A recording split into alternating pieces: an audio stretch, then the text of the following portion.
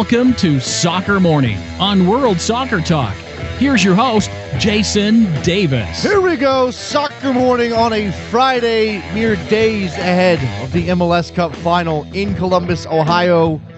Big, gigantic, blow the doors off show for you today. We have lined up Alexi Lalas. We will have an in-depth discussion with him about this MLS Cup final, about this MLS season, about MLS. Maybe about American soccer. Maybe we'll wax philosophic about some other things as well. Who knows? That's how it goes with Alexi Lalas. Then, following Alexi's appearance on this program, we're going to go rapid fire through a number of soccer illuminaries. So, illuminaries or luminaries? The word is luminaries. Who remains in the shadows, hoping to evade our investigation. You will not wait us out. You will not escape our focus. This is obviously wide-ranging. This is the second round of arrests from this FIFA investigation by the Department of Justice. 92 counts have been added to this indictment. It goes on and on and on. And again, and meanwhile, after these arrests yesterday in Zurich, before the press conference in D.C. with Loretta Lynch, FIFA went ahead with their press conference regarding reforms in FIFA.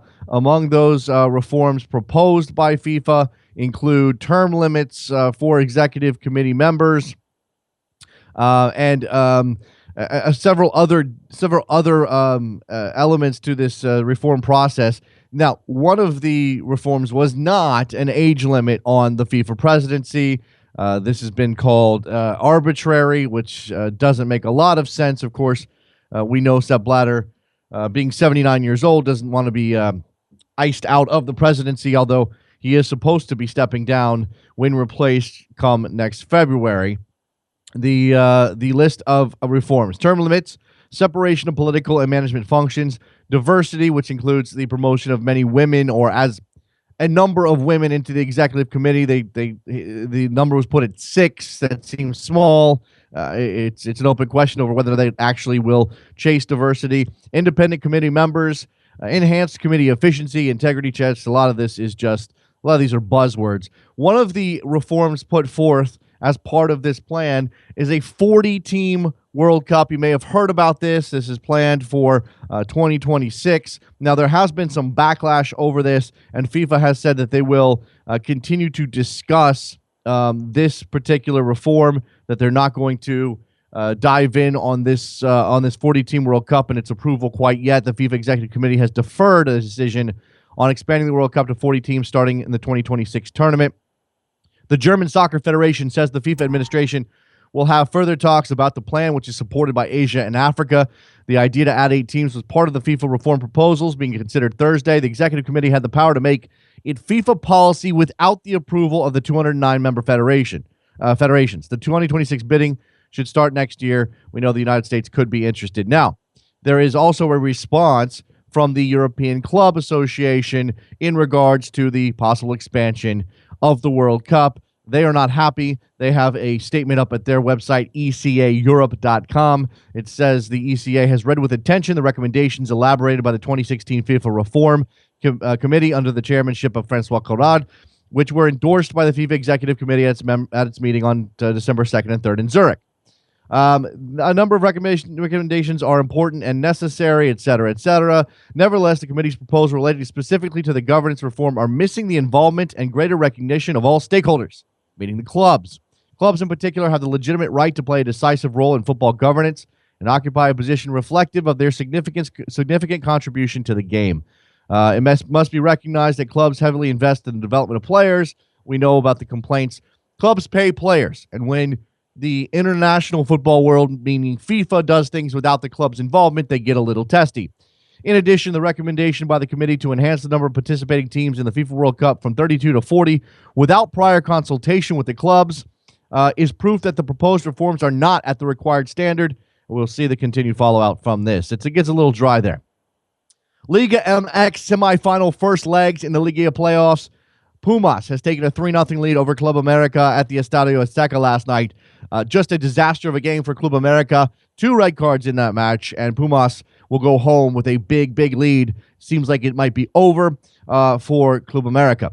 Toluca bends but does not break in their matchup with Tigres. They do not give up a goal, despite Tigres having much of the advantage in that first leg at the Estadio Universitario in Mexico. So the Liguilla playoffs, hot and heavy, but no goals in that second game last night, which I stayed up for. So thanks a lot, guys. Belgium has retained their top spot in the FIFA rankings, so the last ones of 2015. Argentina has moved up to number 2. The rest of the top 5, Spain, Germany, and Chile. Mexico has moved up to number 22, and the United States is up 1 spot to number 32. All right, as I said, the 2015 MLS Cup Final set for Columbus on Sunday. That game goes off at 4 p.m. Eastern on ESPN. Important for the Portland Timbers. Defender Liam Ridgewell says he is fit and ready to play after leaving the first leg of the conference semifinals with a calf injury. He did miss that second leg in Dallas, where Portland came out on top. We'll see if he is in the lineup on Sunday for Portland. That is a big boost. Not that Paparazzo is a disaster back there, but Liam Ridgewell, a leader, a guy who scored in that first leg before leaving that game. All right, here we go. Let's set the stage. Alexi Lalas, he'll join us to talk about the MLS Cup Final in just a minute. And then after that, rapid fire, Guestapalooza right here on Soccer Morning, WorldSoccerTalk.com.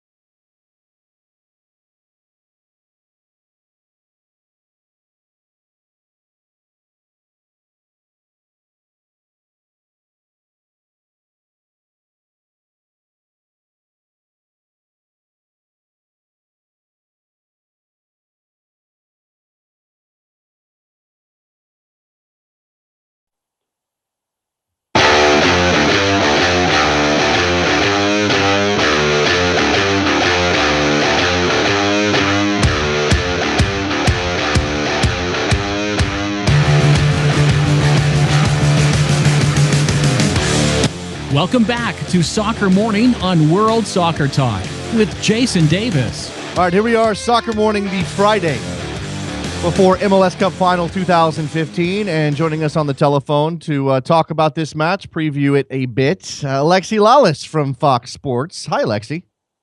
Jason, there are a few people that I would get up early for, but you are one of them. Yes, and, I appreciate that. So I'm awake. I am ready to talk about anything that you want, and then I will be off to carpool. Incidentally, carpool is where my children first became aware of Jason Davis. They know the word Jason Davis. They will scream and yell in the back seat because I have subjected them over the years to your show. Yeah. So you have molded and or warped young minds of the future. I do what I can, really. It is a significant burden, but I take it willingly, and we'll see what happens in the future. You never know. It's sort of like developing players. You can do all you can when they're 15 years old, but you're really not going to have any evidence of whether you did a good job until they're 20, 22, 23, and we'll see what my son the other day asked me in all sincerity. He said, "Do you know Jason Davis?" And I said, at times, I think maybe.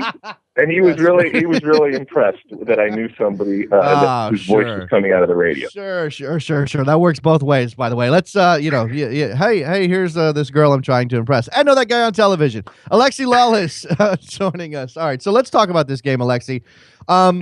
Forget I'm a big picture guy, I'm a meta guy, but at the same time, I realize we should focus on the soccer this week. Not is this game good for MLS from a marketing perspective, and these markets big enough to make a dent, blah blah blah. Let's just talk about two good teams who navigated their way to this final, and I think there's a lot of similarities between these two sides, and I think that's the fun thing to see both programs reach this point in this season with young American coaches, with again, just the similarities are numerous. What's they finished on the same number of points, that kind of thing. But they they got here differently in different ways. They do things. They do different things. I don't even know what I'm trying to say here. What are the strengths and weaknesses you see when you look at, say, the Columbus Crew first, then we'll come to the Portland Timbers? Well, I think like you said, there are some similarities, and I think you're looking at a Final Four that we had here, where you had four teams that understood what they were, understood what they weren't too. So there was a real identity, both in terms of the way they play and a confidence and a composure and a comfort level with the way that they played, and with their leader in their coach. When you look at this specific final, I think Columbus is ultimately on the day the better team, but there's MLS, so anybody can win any game, including MLS Cup final. I've been impressed really with the way that these coaches and these teams have gone about their business in the playoffs. At times, it's very different than what they've done in the regular season, and that could be a positive or a negative depending on how you look at it. I asked Greg Berhalter and the players the other day, did they care how they got the result against the Red Bulls? And to a man, they said no, which is interesting, because there's this understanding that the style and the philosophy, which they've talked so much about, that got them the success in the regular season, was not going to get them necessarily the success in postseason. Right. And so they've changed, and in that sense, that's good that they're able to adapt. But there's also a part of me, the romantic, that says, well, is that a betrayal of what you have promised publicly to everybody throughout the year? But maybe I'm just being naive, and there is a practical and pragmatic approach that is needed in order to get to that ultimate trophy. And so I don't begrudge them that at all. But I think this is a fascinating game. I think both teams feel that they are better than their opponents. I think you're talking about both teams that have specific ways to play. Both teams that have very, very good guys up top that can score goals, that are confident.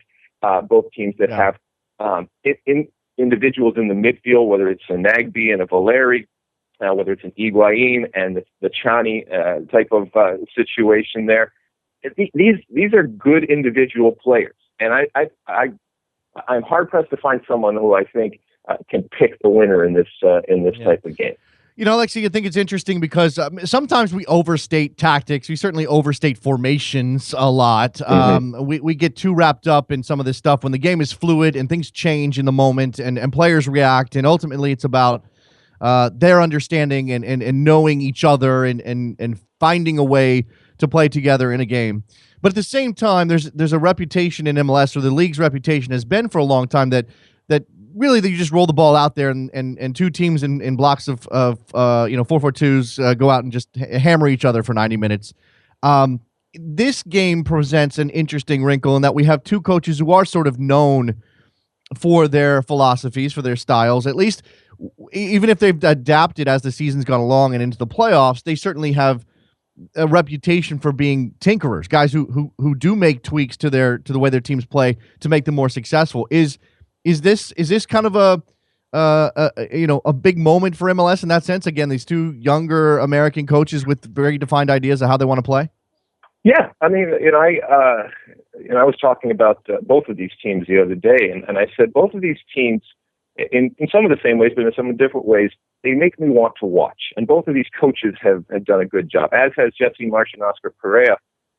They make me interested as to what's going to happen on the field. Now, I know, and we talked at the very beginning about big picture stuff, and MLS fans in particular like to think about big picture stuff, and it's absolutely valid argument and discussion that we have. But when you're just looking at about the soccer and just for us junkies out there, it's fascinating. And for me, there is interest. I want to know what Greg Berhalter is going to come with. Is he going to change? Is he going to tweak something here or there in this ultimate game? I want to know Caleb Porter, who I think has grown tremendously as a coach, even within the season, like you said, with some of the things that he has changed and maybe a little bit more, becoming a little bit more direct. And while he had an ideology and a reason and a belief that when he came into the league that has changed with the reality of the situation and the unique reality of MLS, given the manufactured parity and therefore the competition. And it's not a situation, for example, where you're at Barcelona or some of the elite teams in the EPL, where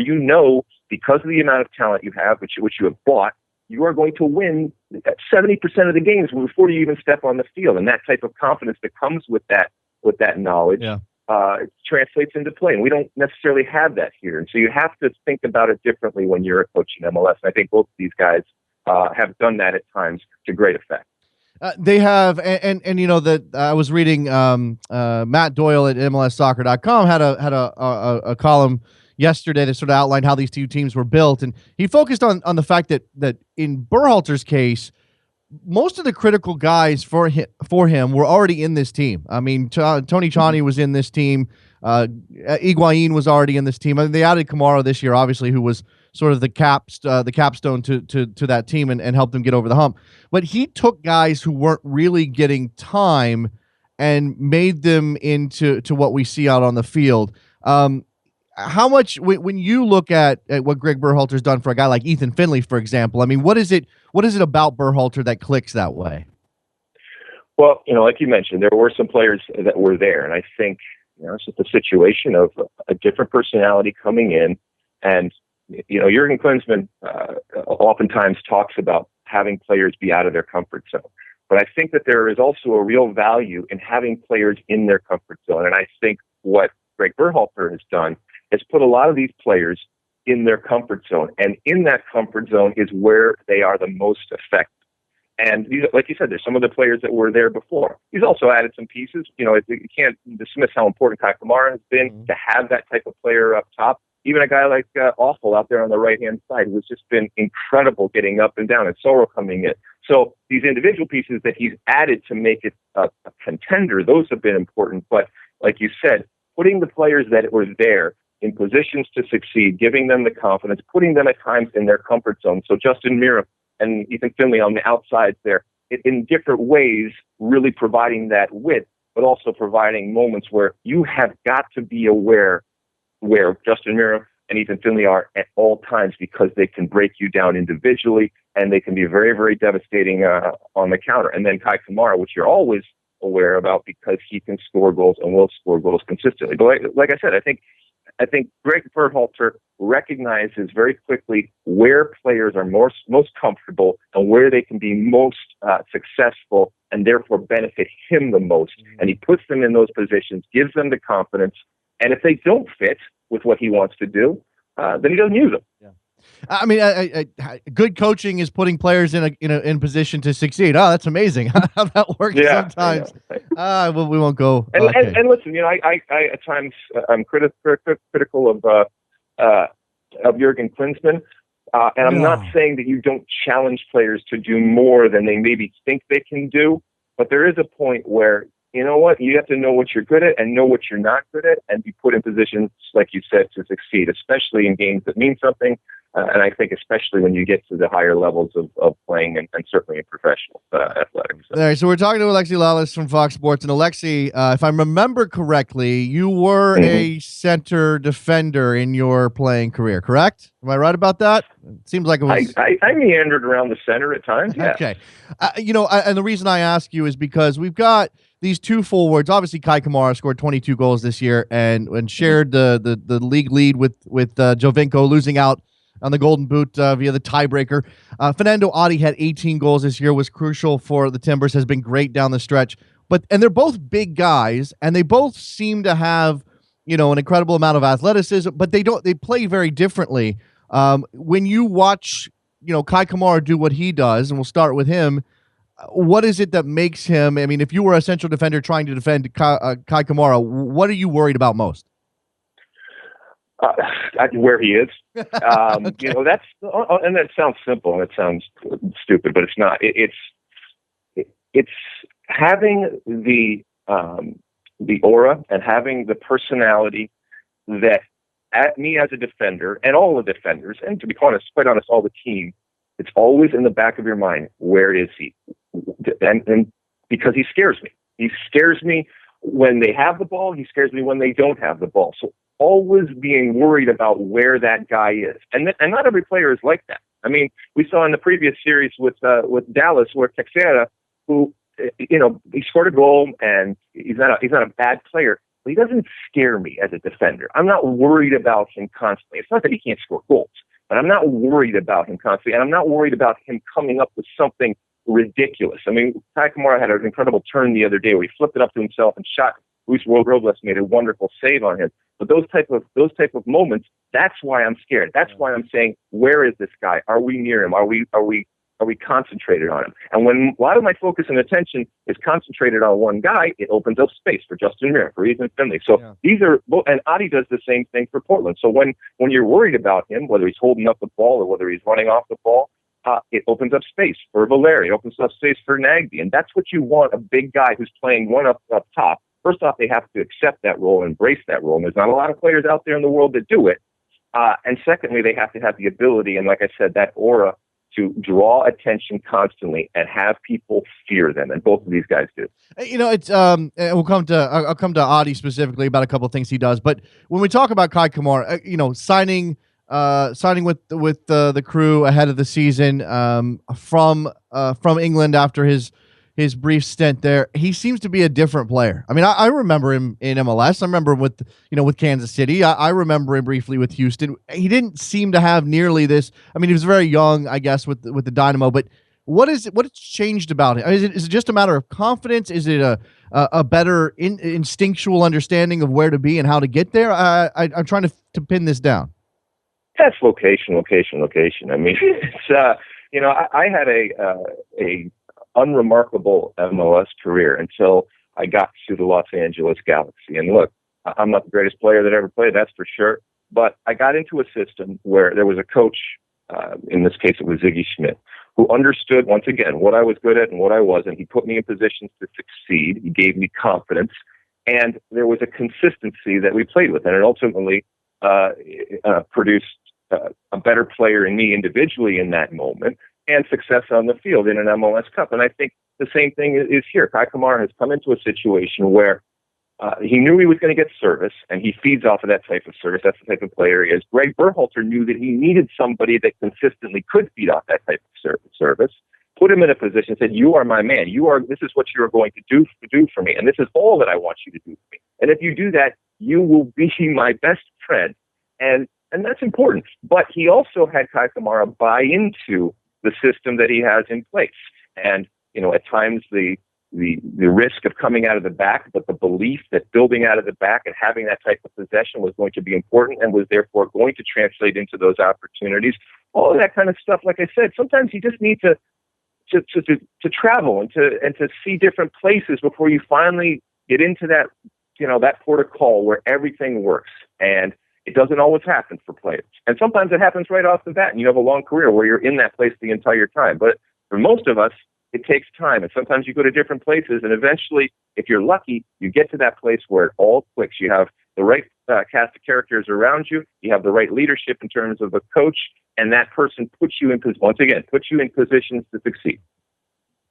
Absolutely. Everything, comfortable for Kai Kamara. He had been in Columbus previously. He's got a family. He's got a young child. He seems to be a happy guy. And sometimes I think we forget about. I mean, it's true about Javinko in Toronto. He seems to love being in Toronto. And I don't know that. How do you? We worry. We talk so much about the 90 minutes that players play, and the reality is that 22 and a half hours of the day that they're not playing is as important to that 90 minutes as anything else, because being comfortable, like you said, off the field, having you and your family be comfortable, and an understanding of the type of league you're in, the type of culture that you're in, all of those different things are important. They don't show up on stat sheets or anything like that, but good clubs recognize that just because he's a good player doesn't necessarily mean he's going to be good for you at the time. And if that player, you do bring him, everything that you can possibly do off the field to make it more comfortable will benefit that player on the field and therefore benefit you. Yeah, and I this is an underrated part. Not to take it away from this game, but that's an underrated part of what of MLS growing up. I mean, you obviously ran some clubs, and I imagine as a former player, you were conscious of, well, are these guys comfortable? I mean, are we, if we're feeding them, are we feeding them right? Are we giving them the right kind of training facilities? And some of that's money. And obviously, I guess what when we're watching this media tour that Don Garber's doing ahead of the Cup, which is not about the game at all, Alexi, because that's right. still where MLS is.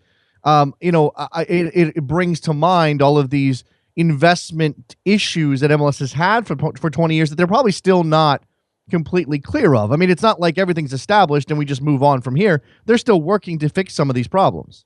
Absolutely, they are. And it's gotten so much better in the last 20 years. It certainly can get much better going forward. But it's not stupid stuff, but simple stuff. When you're talking about getting your kids into school and the right type of school, getting doctors and bank accounts and all the different things that oftentimes we take for granted if we've been in a place for a long time. And it's not just foreign players coming in. They're very, very important to make sure that you have those things in place to get them settled so that they can concentrate on the soccer. But it's also just players coming into the market for the first time, and you're moving, and sometimes you're moving with a family, sometimes you're moving with kids, and all the different baggage, the literal baggage that you're bringing, but also the emotional baggage and the history that you're bringing into that is going to affect how you go about your business. And then you're just plopped into a new culture, a new city, and expect to perform immediately. Well, the easier it is for you to adjust off the field, the easier it is to adjust on it.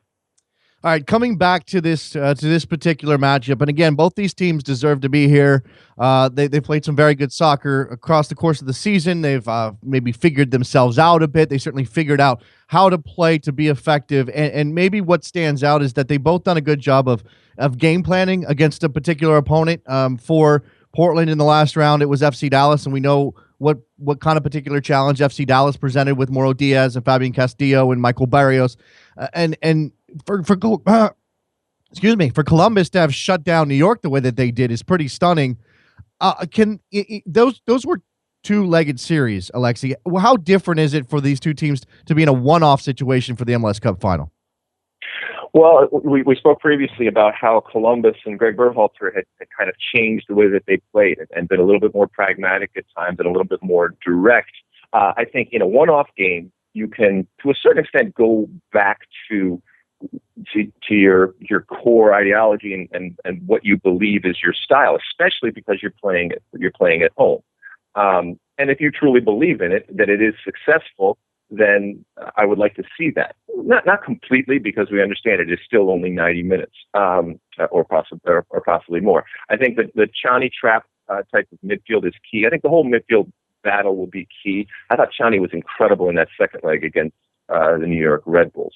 And when we're talking about them versus Portland, you're going to have Chani and Trapp in the defensive midfield type of roles with Higuain in front of them, as opposed to Valeri and Nagbe in front of a single person in Chara in front of that. And so how those triangles and those trios on both teams work and match up against each other is going to be interesting, because Chara, who's been wonderful in that single type of position in front of the back four, if he gets overloaded and just can't cover space, and believe me, I don't put it past him because he can cover incredible amount of space, but if the likes of Higuain and Finley and Miram at times overload that type of situation, it could be problematic for them.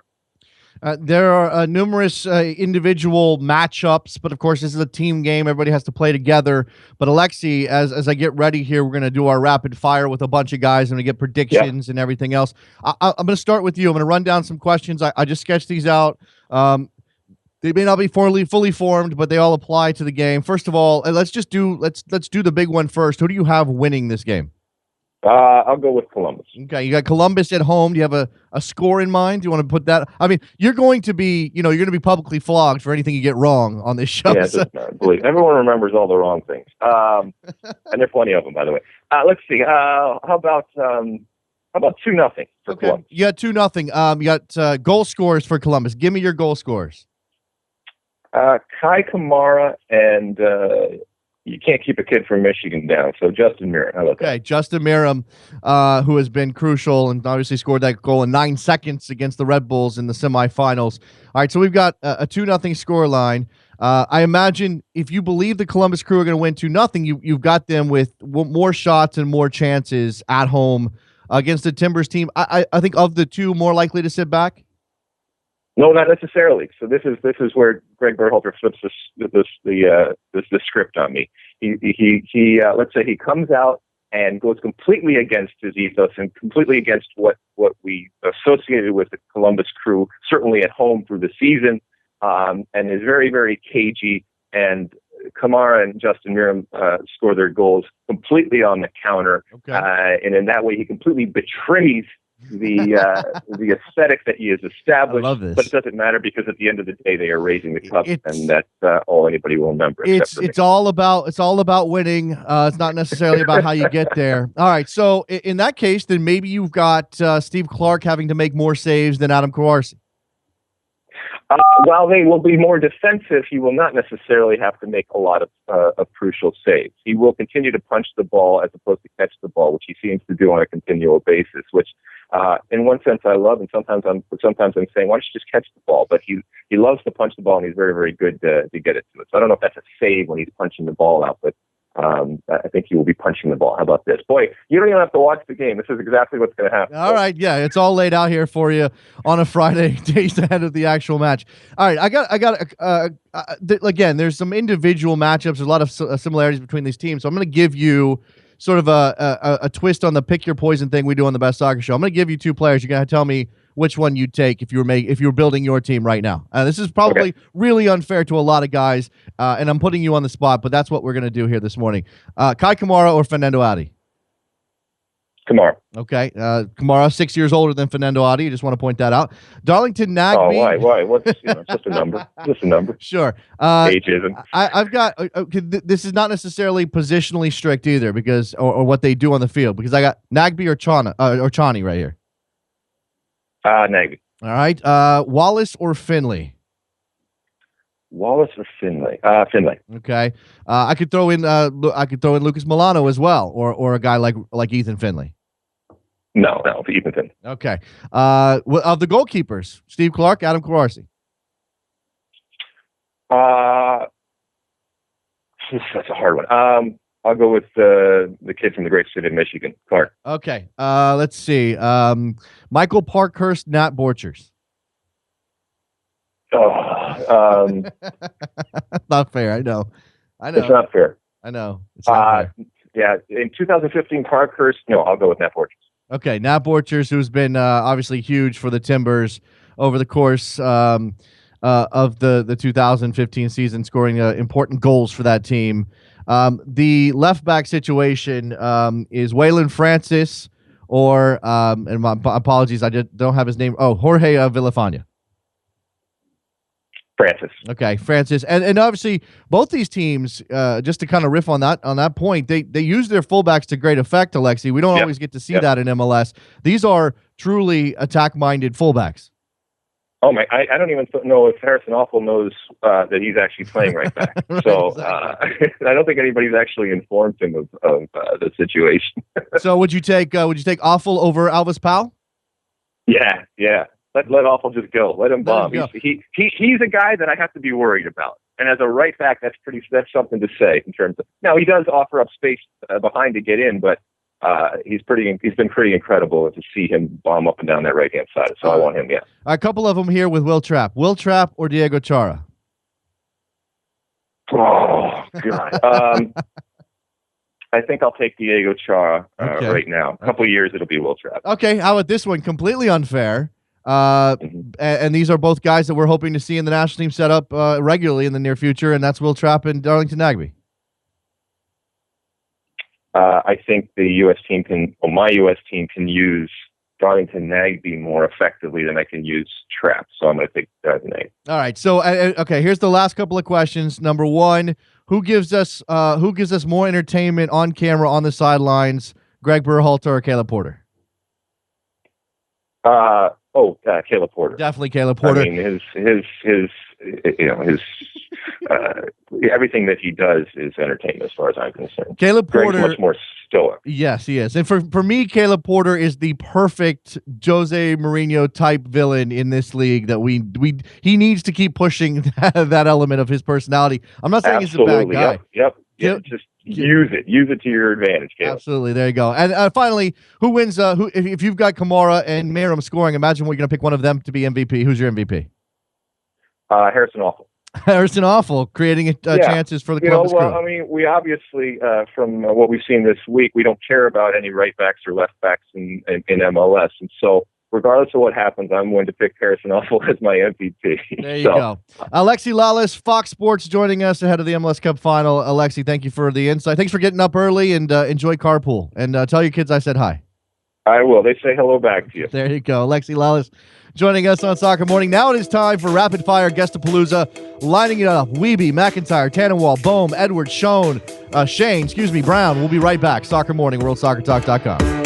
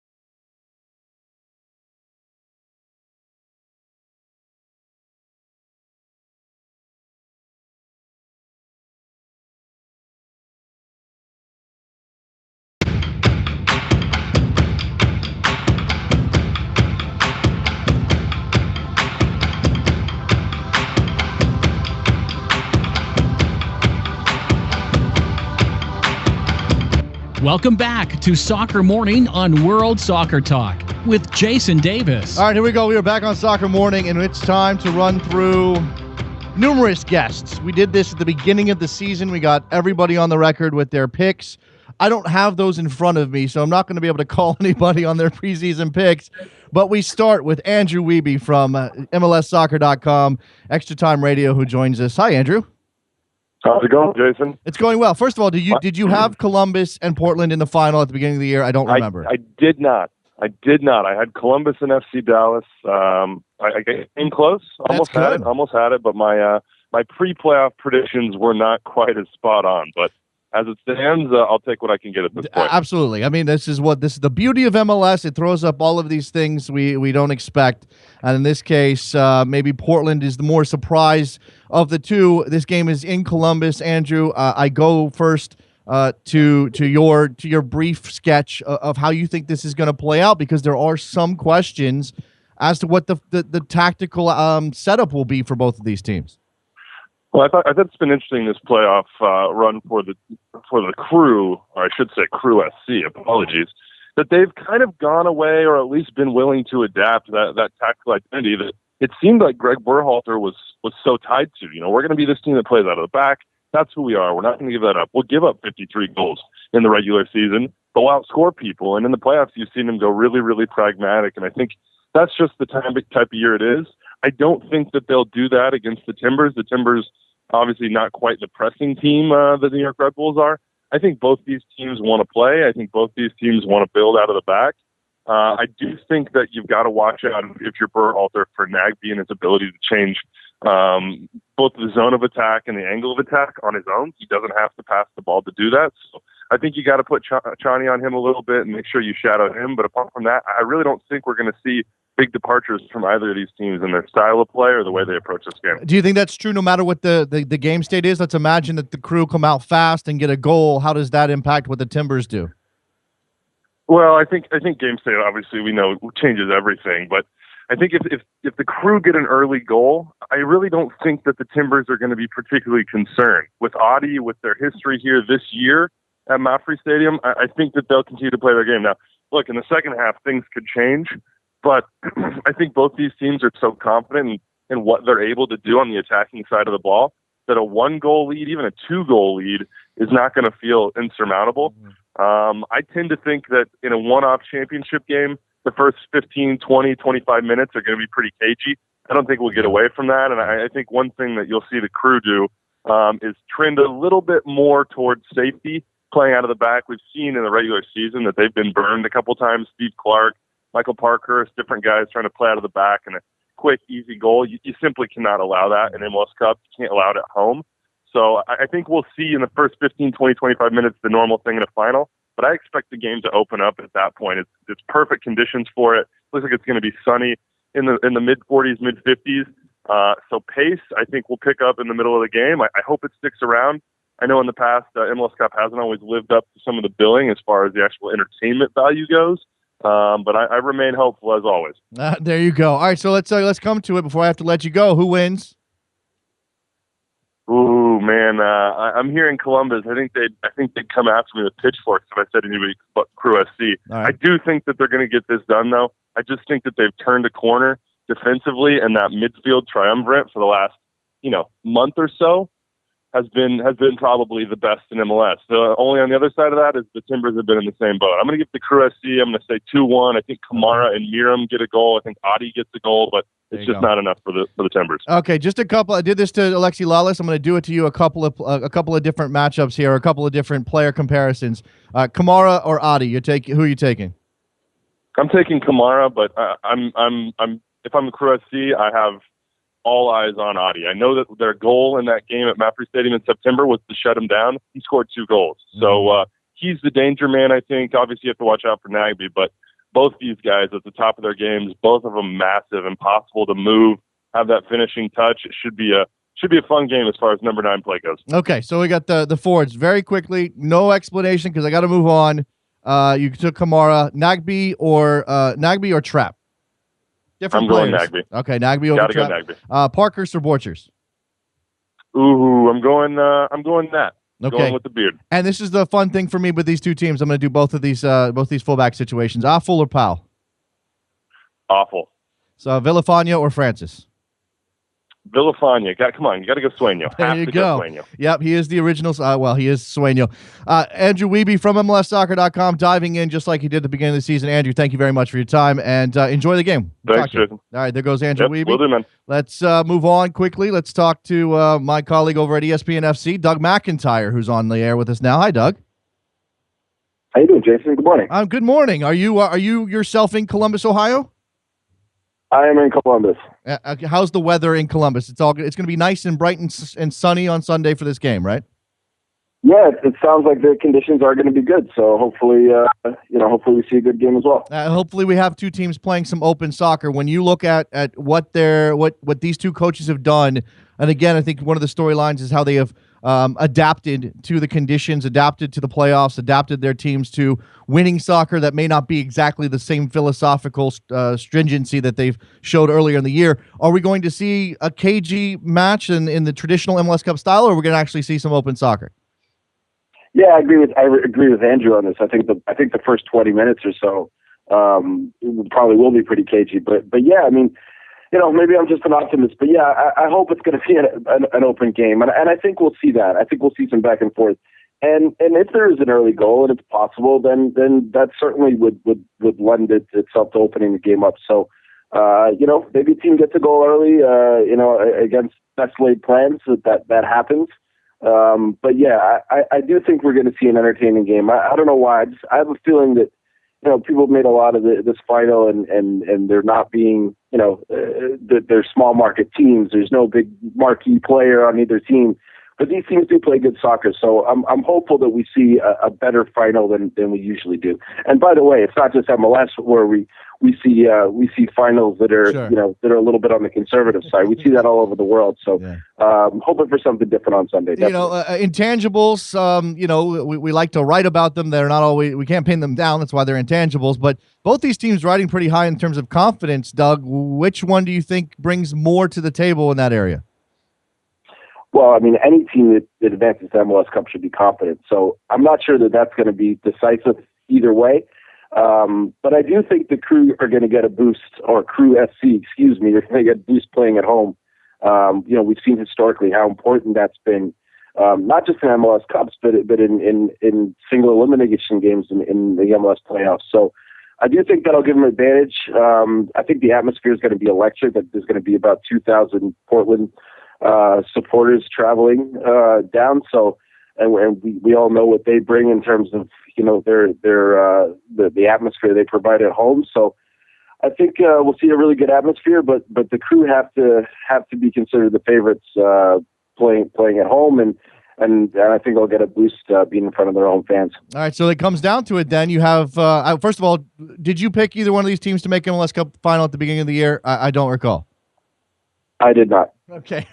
do you remember who you had? I think I had Seattle, and man, I don't remember the team I had. I think it was Seattle and New England. Okay, all right. I may have been with you. I know I got it very, very wrong. So if you come down to this, these are the two teams here. You got Columbus as a favorite. Does that mean you're picking them to win? Yes. All right. What's the score? 2-1. 2-1 to the Columbus Crew. Who scores the goals? I think Kai Kamara gets both goals for Columbus. Okay, so we got Kai Kamara scoring. Are you picking a Timbers goal scorer? It could come from numerous places. Yeah, it really could. Adi's their guy. He's their main striker. So I would say that he's the guy that gets the goal for Portland. All right, and I've done this twice. I'm going to do it to you, and I'll pick a couple of different spots here. If you had to pick one of these players for your team, are you taking Will Trapp or Diego Chara? Ooh, that's a tough one. I'd take Will Trapp. He's a young guy. He's coming up. I think that the Crew really missed him in the middle part of the year when he was out with a concussion. If he's there, maybe they're the Supporters Shield winners and not the Red Bulls. So underrated player, guy that doesn't get a lot of love in that defensive midfield position, but really quality player on the ball. Does a lot of little things people don't see, and has a huge upside. So definitely Will Trapp for me. Okay. I could have also framed these as who has the better game on Sunday, but I think it's more fun to make you choose if you were building your team who you'd take. Let's see. I'll throw this one out as well. Harrison Affle or Alvis Powell. Yeah, it's a good one too. I've been very impressed with Apple in these playoffs. Hadn't seen him a ton beforehand, but he's been very good. Powell, I think, is a bit of a different player, a little bit more physical, a little bit bigger. But I'll go with Apple. Having been impressed by him particularly. Yeah, he's been fantastic for them. Again, as Alexi Lalas says, maybe he doesn't even realize he's a fullback. He doesn't seem to care about that positional element, and neither does Greg Berhalter for that matter. Doug McIntyre from ESPN FC and ESPN.com joining us. Doug, thanks for the time. Enjoy the game. We'll talk to you soon. You too, man. Thanks. There goes Doug McIntyre. Good stuff. We continue on. This is the way this goes. We go rapid fire. Jonathan Tannenwald, our friend from Philly.com, the goalkeeper on Twitter, joining us now. Hi, Jonathan. Hi there. So first things first, who did you have? Did you have either one of these teams in the final? No. Because it's MLS and it's unpredictable. But these two teams definitely. I think it's become pretty clear by now that I tend to not pick Columbus. Okay, I'm not sure. Okay, are you not picking them on Sunday? Oh, I am picking them on Sunday. Is that how much do you think the home field advantage is going to play into how the Crew play and ultimately who wins the game? Into how the Crew play, I think that it will help them, but I don't think it's going to affect the Timbers really at all. I don't think it's going to affect the game in that way. I think the Timbers is just fine enough for. Now, when you look at again, Columbus being the favorite, and maybe I think if we are looking at it overall, probably a slightly better team, although they finished on the same number of points. It's a matter of goal difference, a matter of goals scored. I mean, Portland struggled for a long time to score goals and then figured it out. These teams don't even look like the teams they were 5 months ago. Well, if you don't want to have playoffs, then don't have playoffs. I think playoffs are great. This is what happens. Well, I'm certainly not. I'm not suggesting that we not have playoffs, Jonathan. I'm just. I know you aren't, but a lot of other people are. All right. Well, this is what we've got. All right. So you have give me a prediction. 2-1 Columbus. Kamara scores both, although somehow it would be all too rich for me if Shaq McInerney scored the championship win goal. Nagby going home to Ohio scores for Portland. Okay. That'll be the story of the line. And a lot of belly aching about the TV ratings on Monday and Tuesday. Oh, stop it. Just because you have to deal with that particular thing doesn't mean we need to bring it up now. We're all about the game right here, Jonathan. We're all about getting excited for two very good teams to play each other. That Nagby returning back to going home to Ohio thing hasn't gotten a lot of play. I'm a little surprised I haven't heard more about that. It kind of escaped my attention. I didn't know he was from Ohio, but it just didn't click for me. So I'll do this with you as I've done with the last couple of guys, all the way back to Alexi to start it off. If you had to pick between these two players, who are you? Because again, these two teams are so similar. They have styles that are close enough that when you look at, say, the fullback play and the midfield play, there's some similarities. They may do it slightly differently with a trio for Columbus and a duo for Portland. But if you had to take Rodney Wallace or Ethan Finley, who do you take? Oh, boy. Jeez.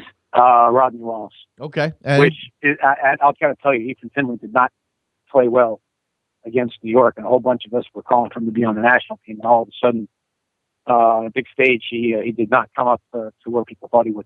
Well, I wonder how much of that was the way that Berhalter decided to attack the Red Bulls, but maybe that's a discussion for a different day. We'll see what happens on Sunday.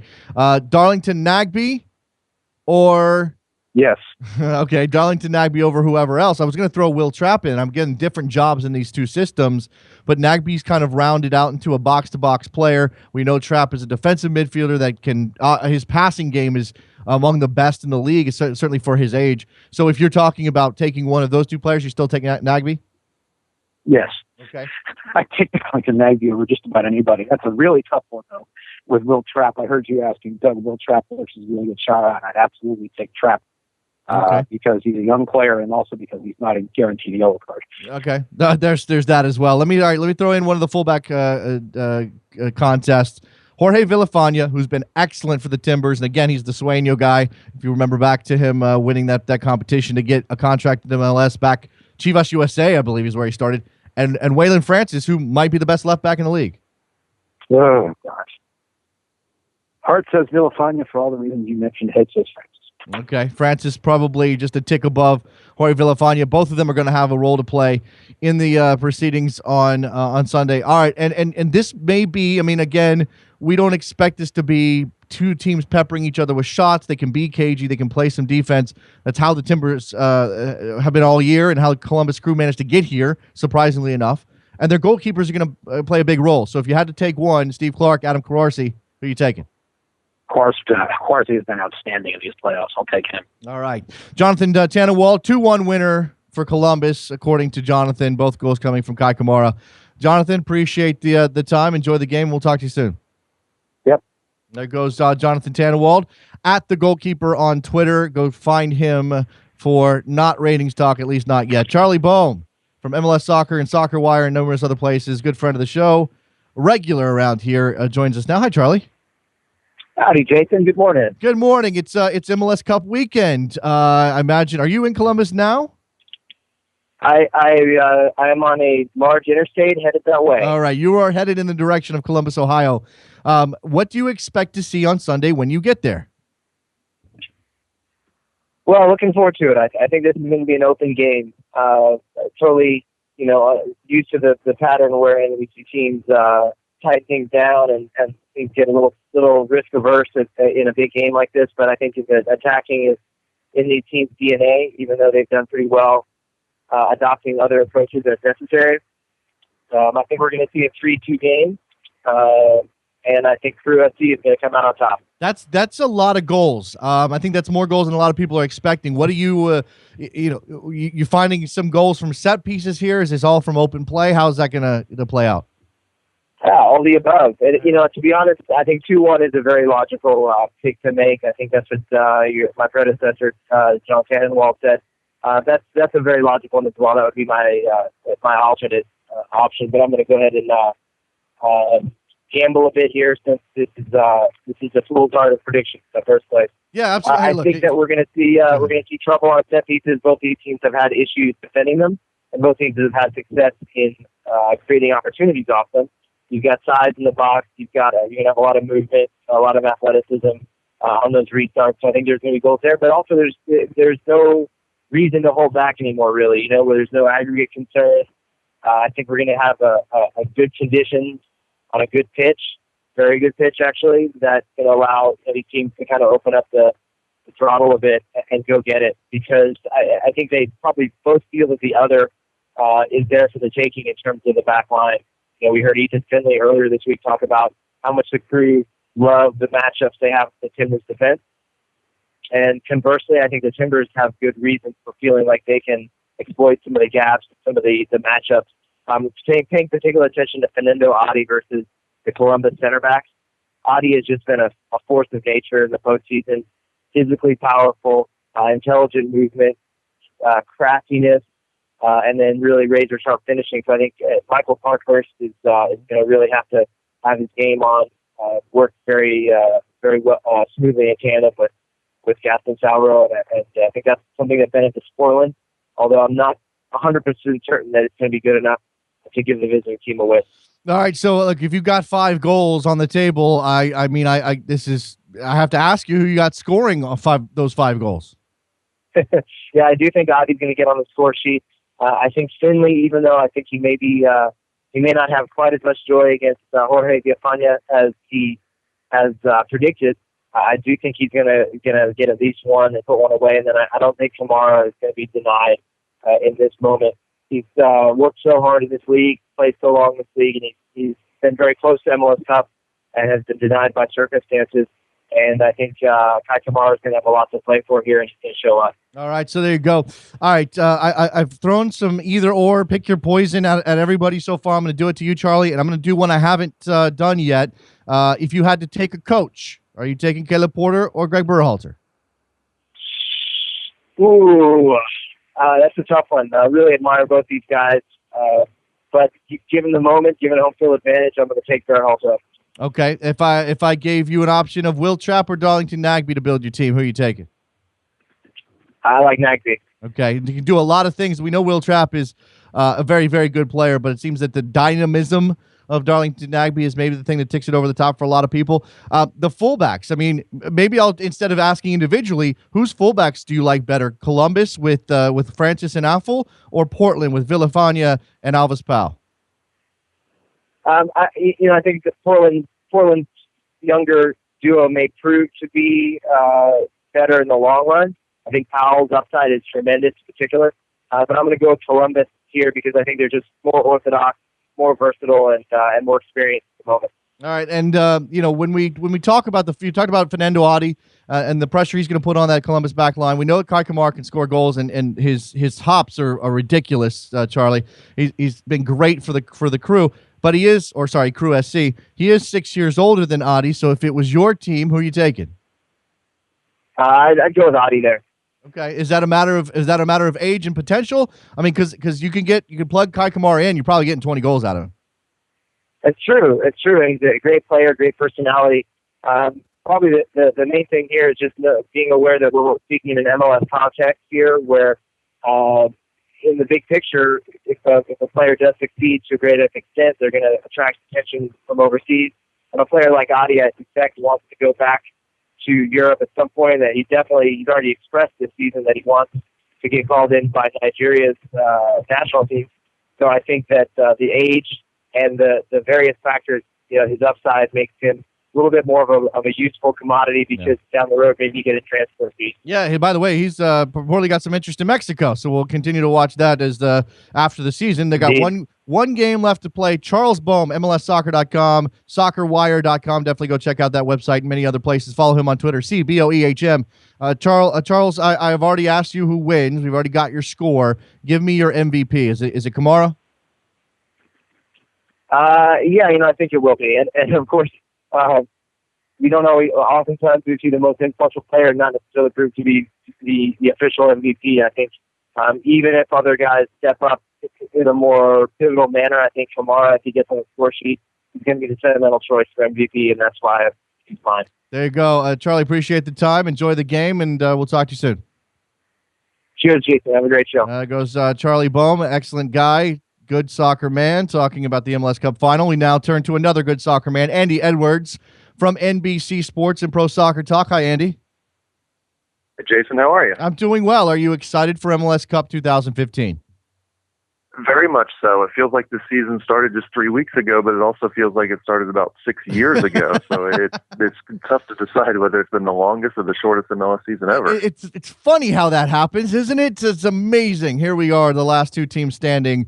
Did you have either one of these teams in the MLS Cup final when you sketched out 2015 at the beginning of the year? I actually did. I picked Columbus Crew SC to win MLS Cup 2015 on the preseason prediction palooza with you guys. So I'm pretty proud of that. I guess if I have to pull for somebody, not that I would do that on Sunday, I guess it would be them just to validate my prediction. Okay, so does that mean that you've got them winning because you're pulling for them, or because you think they're the favorite and the better team in this case, and at home, of course?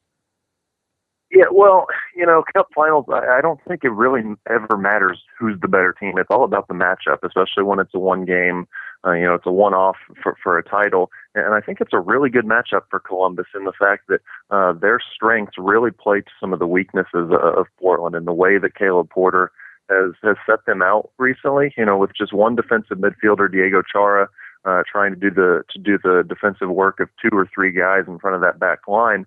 I think he's just going to get overloaded, and then you're going to stretch Nat Borchers and Liam Ridgewell out into space, and everybody knows about the attacking prowess that Columbus has. I think that's just going to be too much for them, and they're going to create too many chances, and eventually, as Charlie was just saying, you give Kai Kamara enough chances, he's going to put one away, and at that point, I think Columbus has improved a lot defensively over the last handful of weeks, and they learned to manage games, especially playoff series. Especially last year in 2014 when they got blown out by New England. I think they learned a lot from that, and they put a lot of that on display this season. One of the other matchups that's going to be crucial to this is Darlington Nagbe, what kind of freedom he has, what kind of influence he has on the game. We expect him to carry the ball a lot for the Timbers, and in conjunction with Diego Valeri there. He's been moved centrally. That's been a boon to the Timbers. And Tony Chani's the guy that's going to have to get stuck in here. Tony Chani may be lucky to be playing in this game, considering what happened against the Red Bulls, and he's got this task. Is he up for it? I think he is. Tony Chani's kind of he's one of the new Aurelian Collins, if you will. He's a ticking time bomb, and he could pick up a red card at any moment. But he's also a brilliant player when he's out there in the field and performing. I think the bigger story with Nagbe is going to be going the other direction. How much defensive work is he going to be able to chip in on say, Federico Higuain there in the midfield? As I talked about, you've got Finley and Miram, who are both going to tuck in from the wings, going to put extra pressure and defensive responsibility on Chara. How much is Nagbe going to be able to help out there and not let his guy behind him get bogged down with 3 or 4 guys at one time? So I think it's going to take the performance of Darlington Nagbe's career so far if Portland are going to come out on top. And that's not to say that that can't happen. He's been absolutely brilliant since he's gone back into the midfield, and I'm happy that at this point, only 25 years old, he's finally found a career-long position, and now we can really begin to see all that potential come out. All right, so give me your score. 3-1 Crew. Okay. It's a clean sweep so far. Everybody has picked Crew SC to win. Who are your goal scorers? If you've got 4 goals, that's the second highest total so far predicted for this match. Did I lose you? Andy, are you with me? Here, Jason. All right, there you are. Now you're back. So who scores the goals? For Portland. Okay. We got a malfunctioning situation with Andy Edwards. Andy, one more chance. Got to move on. If not, are you there? Okay. Here I am. All right. Well, let's try one more time. I didn't get your goal scores for the 3-1 win for Columbus. Try one more time. Adi for Portland, you got to like Kai Kamara for at least 1 or 2. Okay. Ethan Finley, and if there's one more to be had, Gaston Sauro for sure. Gaston Sauro. Okay, so before I let you go, I've been doing this either or. You're picking for your team. I don't care if it's you're putting together an MLS team or a pickup game or whatever. You've got to pick between these guys. Who are you taking, Gaston Sauro or Liam Ridgewell? Ridgewell, he's just been in MLS a little bit longer, but Sauer has tons of upside. Okay, sticking in the back, Parkhurst or Borchers? Parkhurst or Borchers? Borchers, he's been in MLS Cups before. He's won one, and the beard, man. Okay, there you go. At the front end of the formation, the guy who's going to score your goals, Kai Kamara's been great this year, but Fernando Adi had 18, and he's a little bit younger. Who you taking? It's got to be Kai Kamara. You've got MLS Cup 2015 in mind as we're talking right now, and it's impossible to not see him scoring in this game. Okay, and lastly here, between 2 potential U.S. internationals in the very near future, one already in the mix at the senior level, one likely to get his feet wet very soon, Darlington Nagbe or Will Trapp? If I'm building a team for the future, it's Nagbe all the way, but I think the safer pick is probably Will Trapp and the influence that he's had for Columbus this year and even going back to last year. He's been huge, and it's amazing to see a guy that young really just manning that midfield on his own, especially in the game against New York. Andy Edwards from Pro Soccer Talk, NBC Sports, Andy Ed MLS on Twitter. Go follow him now. Andy, thank you for your time. Enjoy the game. Thanks for having me on, Jason. There goes Andy Edwards, who did pick the Columbus Crew Columbus Crew SC to be in the MLS Cup final in 2015. We now turn to Phil Shane, who's joining us from BN Sports. Hi, Phil. How you doing? Sounds like well. You've been busy this morning. It's been fun. I believe we did have you on our Rapid Fire Guestapalooza edition to start the season. I don't recall your picks. Did you have Crew SC or the Timbers in the final? I had Portland doing well. I don't remember if I had them in the final. I don't think I did. I think I kind of probably went the safe way and basically said Los Angeles on the other side. I might have said New York, but I do know, and I guess pride cometh before the fall. So, but Columbus Crew was going to be my dark horse for the season. It just took them a little bit longer to get to that final furlong than I thought. So even at the start of the postseason, I thought they had a chance to make it, say, to the conference finals. But this is a team I think that still hasn't quite reached its peak. but they were my dark horse pick this season. You know, so much of what Crew SC has done this year, Phil, has been trying to find a balance. And what's been fascinating is that Berhalter, they were very attacking. They were shipping goals like crazy for a long stretch of the season, and yet they were getting enough points to be in contention. Then they kind of sort of changed their approach, certainly into the playoffs against New York, and become a more defensive-minded team. They shut down Didier Drogba for the most part. They shut down the high-scoring Red Bulls, and they still haven't seemed to get that balance, and yet they're continuing to succeed and get forward, move forward in the tournament. I think that's a huge credit to Greg Berhalter. It is a huge, huge credit, and I think you also have to give a tip of the cap, though, to the other side for Caleb Porter, for a team that in some ways was in disarray. It was searching for an identity, and a lot of people have focused in, obviously, the last 2 months of the season when he made that little adjustment on Darlington Nagbe's positioning and responsibilities, that everything seemed to click. So in many ways, I'm hoping that everything clicks for both of these teams for the MLS Cup final, because I think while they're both headed in the right direction, neither of these teams has quite reached its peak. Hopefully they will on Sunday, and we'll get a game to remember. All right, Phil, we have had no one pick the Portland Timbers to win this MLS Cup final. They're all taking Crew SC, not just because they're at home in front of what will be a partisan crowd with a good Timbers contingent, but because they see the Crew as a better team at this moment. Do you have the Crew winning? I have the Crew winning, and I think I'd even have them winning even if they were out in Oregon. I think that while Caleb Porter has done a good job, I think what we've seen from Greg Berhalter is, as you mentioned, kind of feeling his way, putting the pieces of the puzzle into place patiently, and this is a team that is coming together. The one concern I would have, though, so much of this attack goes through those attacking three. Kamara is the one that ends up putting in the back of the net, but it's Finley, Higuain, and Miram. And I don't think any of them played that brilliantly, especially in the second leg against the New York Red Bulls. I think Finley did a lot of work defensively, Miram perhaps even more, but on the offensive side, Miram was a bit invisible except for a few crosses. And Finley did have an opportunity a number of times one-on-one in isolation to beat his man and was unable to do so. And Higuain, that might be the worst I've seen him play. There were a few moments of brilliance, but nowhere near. And in fact, they almost paid the price, but for a lick of paint, because they could have put 2 or 3 on the board on the counter against New York Red Bulls, but instead it almost ended up going to extra time. So I'd be a little bit concerned about those three. A little bit concerned about Tony Tchani as well, not just the fact that he ended up losing his head a bit and almost got tossed out, probably could have been, for that little headbutt, but the fact that it was a little indisciplined in the way he plays. And I think what you and Andy were talking about, the emergence of Will Trapp since he's come back from injury, putting out a lot of those fires. Parkhurst with his intelligence, Sauro with his physical play.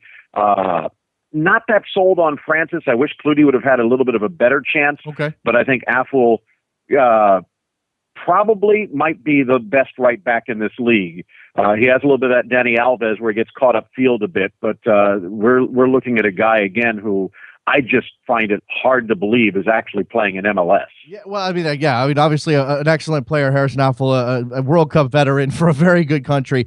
You mentioned him getting caught up field. The question then is whether or not the Timbers can exploit that Harrison Affel's positional indiscipline, if you want to call it that. Certainly, it's what Greg Berhalter wants out of his fullbacks, generally speaking. On the other side, for Columbus pushing forward, Ethan Finley did not play well against New York, but still has a role to play in this game. Should he be able to take advantage and beat Jorge Villafaña, who's come on. I mean, again, let's point out this is a guy who basically earned his way into MLS via a reality show and become one of the best left backs in the league. Who wins that battle, Finley or Villafaña?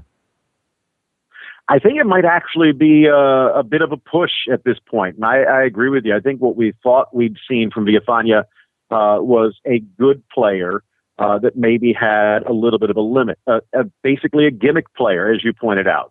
But again, credit to Caleb Porter, his ability to mold him, to give him confidence, to give him the freedom to go forward, knowing that his personality is going to get him over the hump so many times when he gets into some defensive difficulties. And I think he's probably been a revelation. I think two things. It shows the dearth of left backs, but it's not just MLS. You could basically say that around the world. But I agree with you. I think you could be looking at the best left back, and I think that Finley could keep him honest. Perhaps the other side, maybe with Powell, a chance for Miram to get a little bit more involved. Yeah. The guy I'd love to see, and I think probably would have been a revelation if he was fit, on form, and in the system a little earlier when he joined midseason, is Cedric Mabwati. Yeah. I think that's the wild card off the bench. If Portland does have a lead late, Cedric, as we saw in that first leg against New York, has the ability to put things together. On the other side, I think Clark is a good goalkeeper. Quaresi could be a brilliant goalkeeper. Borcher's a huge leader on the inside. Ridgewell, I understand why people love him, but I just see a few times where maybe he takes a risk that could end up costing him. The concern that I have, though, is you're looking at a Portland team that really loves to push up the middle. They do have Esprit on one side. Wallace does a load of work on the other, but it's Valeri, Nagbe, and Adi with Charap kind of putting out the flames behind him. So they are so centrally located. And again, if Chani can keep his head along with Trapp, I think that that's really going to blunt Portland a lot. And perhaps with Charap, it might open the door for Higuain to get a little bit more freedom than he did against the Red Bulls. So a team that likes to use its width against a somewhat questionable defense in Portland. Again, I think it wouldn't be surprised if Finley and Miram contribute, but again, Kai Kamara is probably going to be the one that's celebrating at the end. Well, that give me okay. So we've got the crew likely winning according to Phil Shane. And who's your MVP pick? Are you going to give that to Kamara, who's been again irresistible for the crew this year? I think that he'll get on the scoreboard, but the MVP for me, like I said, I have rarely seen Federico Higuain play a bad game, and it was not a good game against the Red Bulls. I think he bounces back. I think he pulls the strings, maybe plays a little bit deeper, and lets Finley and Miram do the running. But I think it'll be Higuain that ends up getting that trophy by the end of the night. There you go. Phil Shane from BN Sports joining us, talking about the MLS Cup final. Phil, you were around for the first one. You're here again. If you're still here for 2015, I'm glad we get to talk to you about it. Enjoy the game. Hopefully we'll get a chance to talk to you in the near future, maybe about some other topics as well. Anytime, Jace. Keep up the good work. There goes Phil Shane. Excellent stuff from him. The depth of that discussion with Phil Shane is fantastic. Let's see if we can continue on our roll here. Kevin Brown from Soccer Gods, Fusion.com. Is it .net or .com, Kevin? We are a .com because we like to sell goods to the people. All right, so you're selling those goods. By the way, you got to check out what Kevin and our friend Muridi Morangi doing down there for Fusion. Kevin, your boys aren't here. I don't know what that means for your interest. For anybody who doesn't know, Kevin Brown, a noted Red Bull backer. Are you interested? First of all, it's rude to bring that up. Well, I mean, why is it rude? I mean, because they lost. I got to bring up old stuff this early, man. All right, Kevin. Are you interested? I mean, as a soccer fan, are you interested? You see the value in these two teams playing each other? I see the value in every soccer writer in America being forced to scramble to defend the idea that the MLS Cup is a legitimate way to determine who's the best team for the season. But, maybe that's just me being salty. But it's an interesting game because I think the Columbus Crew are actually good and kind of been underrated for most of the season. Like, you look at their roster, there's not a bad spot on it. But, if they wanted people to pay attention to them, maybe they shouldn't be in Columbus, Ohio. But Columbus is actually a really good team to watch and has been for a while. So for that reason, I might actually watch this one. They've got a good coach with some interesting ideas. They got you mentioned the roster. It's maybe not the depth in MLS. We know all about that. But when you trot out that first 11 that Columbus can throw out there, that's pretty damn good. And as Phil Shane was saying, to see a guy like Harrison Awful playing in this league, doing what he's doing for Columbus is I mean, he's not going to get the plaudits or the praise that a guy like Jovinko is going to get, Kevin, but he sort of represents a new type of player that MLS should be going after. He's 29. He's he started for Ghana in the World Cup. I mean, that's not anything to throw shade at. Right. And most importantly for me, for any player, if I'm going to bother to sit down and watch him, awful is entertaining at a position where you don't expect entertainment. And that's good enough for me. Yeah, he's picking up the torch for the great Roy Miller for entertaining, wingback defenders. Yeah, Red Bull fans pouring some out for Roy Miller, who has been let go by the team. All right, Kevin. So when you look at this game, you got everybody else. You're the anchor here. You're our final guest. You got Columbus winning because that's what everybody else has. Well, everyone picked Columbus? Well, for the sake of contrarianism, I would pick Portland, but I refuse to let myself support anything that Caleb Porter is doing. Because I believe that man probably spends an inordinate amount of money at like LL Bean and Panera Bread, so I cannot support Caleb Porter lifting a major trophy in this country. So for that reason alone, I say Columbus wins. All right, what's the score? 2-1 Columbus. 2-1 to Columbus. Who scores the goals? Kai Kamara by jumping to heights that no human should be able to achieve. He's a pretty good jumper, that Kai Kamara. All right, so let me just throw this out to you the way I did for a couple of our other guests. If you had to pick, if you're putting together a team, I don't know, Kevin Brown, director of soccer, technical director, head coach, maybe you got the Bruce Arena role, maybe you got both jobs because you're just that good. Which really should happen by now. I should be in charge of somebody's club by now. Really, it's pretty stunning. It hasn't already. But if you were putting together your team, are you taking Diego Valeri, or Federico Higuain? Valeri, just because of age. Okay, Valeri a little bit younger than Federico. I haven't checked on that recently. Will Trapp. His hair looks younger, so therefore he's younger. So I'll take that. His hair looks younger. Will Trapp or Diego Chara? Ooh. Will Trapp. Okay. Because I think I trust Will Trapp going forward a little bit more than Chara. By the way, what do you respect the 1L game, or do you not like the 1L game? WIL is his name, not WILL, like everybody else spells it. Well, Will Trapp is a phenomenal name, and like in this current era of music in 2015, if your name is Will Trapp, you should be some sort of like celebrity DJ making $50,000 a pop in Vegas to not actually true. Music. That is actually true. Oh wow! All right, Kai Kamara, who you just talked about being able to jump like no man, or Fernando Adi, who maybe doesn't have those kind of hops but does different things pretty well, is actually a little bit taller, I think. No, definitely Kai Kamara. Kamara is a different person than the striker that left to go to England, and I had the unfortunate pleasure of watching him in person last week, and he's changed. He's stronger. He's faster. He's better technically than he was than the guy we remember from Kansas City. Columbus is lucky to have him for a while. There we go. They can afford him going forward. All right, so you got Kai lifting that MVP trophy at the end of the game as well? Oh, no, the MVP will absolutely be Emmanuel Pogatetz. Okay. Emmanuel Pogatetz, MVP. You heard it here first. I don't even want to know how that's possible. It's Kevin Brown from Fusion.com and Soccer Gods. Go check out everything they're pumping out, especially the video content. Kevin is magic on the mic. Kevin, appreciate the time. Thanks for having me. There goes Kevin Brown. Good stuff from him. All right, that's it. We are done. We have rolled through every single one of the planned guests on the Guestapalooza. We're hitting about 10:30 a.m. Eastern time on the East Coast. I got to go get ready for the other show, so it's time to roll this up. Columbus Crew, Portland Timbers, Sunday, Maffrey Stadium, Columbus, Ohio, 21,000 people there.